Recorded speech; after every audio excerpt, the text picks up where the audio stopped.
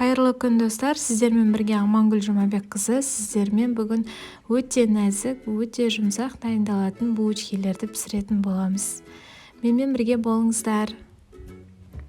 Ең алдымен біздің қамырымызға қажетті құралдарды дайындап аламыз.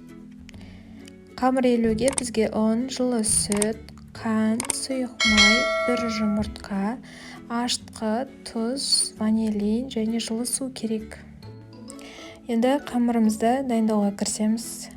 Ең алдымен сұйық майымызды, жылы сүтімізді, қантымызды және жылы суымызды және бір жұмыртқамызды, сонымен бірге ашытқы, тұз, ванилинді араластырып, жақсылап вилкамен болмаса венчикпен араластырып аламыз. Енді аз-аздан ұнымызды салып, қамырымызды илей бастаймыз. Ұныңыздың сапасына байланысты ұнның мөлшерін қарап отырғаныңыз жөн. Өйткені көп мөлшерде ұн болса, қамырыңыз тығыз болып, наныңыз көтерілмей қалуы мүмкін. Соған мұқият болыңыздар. Енді дайын болған қамырымызды пищевой пленкамен бетін жауып, 1-2 сағатқа жылы жерге қойып қоямыз. Қамырымыз әдемі болып көтерілді. Енді қолымызды майлап алып, осы қамырымызды таразының көмегімен 80 граммнан өлшеп 14-15 бөлікке бөліп шығамыз.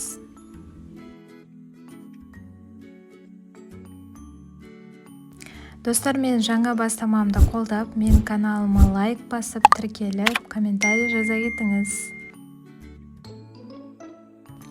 Дәл осылай 14-15 бөлікке бөліп болған соң, бетіне пищевой пленкамызды жауып, аз уақытқа демалтуға қоямыз. Қамырымыз 10-15 минуттай тыныққаннан соң, ең алдымен қолымызды жақсылап майлап алып, қамырымызды сәндеуге кірісеміз. Дәл осылай видеода көрсетілгендей 20-25 сантиметрге жететіндей ұзынырақ қылып созатын боламыз.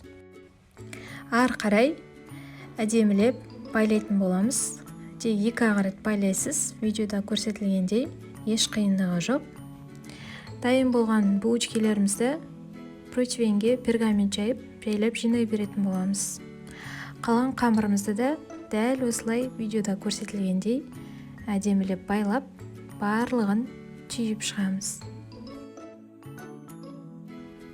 Енді осы булочкаларымызды тағы да көтерілгенше жылы жерге бетін жауып қойып қоямыз. Енді булочкамыз сыртына жағуға бір жұмыртқаның сарысы мен кішкене сүтті қосып, араластырып, жақсылап дайындап аламыз.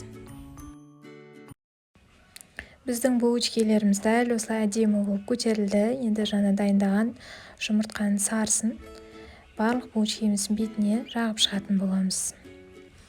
Енді барлық булочкаларымыздың бетіне күнжіт сеуіп шығамыз. Күнжіт көбірек болса, булочкаларымыз сонша тәтті болады, сондықтан аямай сеуіңіздер. Осы уақытта пешімізді 150-180 градусқа қыздырып, алдын ала дайындап қоямыз. Әр пеш әртүрлі болғандықтан өздеріңіздің градустарыңызға қараңыздар. Міне, біздің булочкаларымыз дайын болды. Ендігі қалғаны пешке салып пісіру.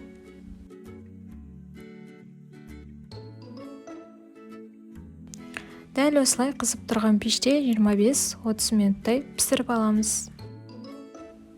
Дайын болған булочкаларымызды пешімізден алып, әдемі ыдысымызға салып, отбасымызға ұсынамыз. Достар, менің видеом ұнаған болса, лайк басып, каналыма тіркеліп, комментарий жаза кетіңіз. Мені белгілеуді ұмытпаңыз. Астарыңыз дәмді болсын. Сіздермен бірге болған Амангүл Жұмабекқызы. Сау болыңыздар.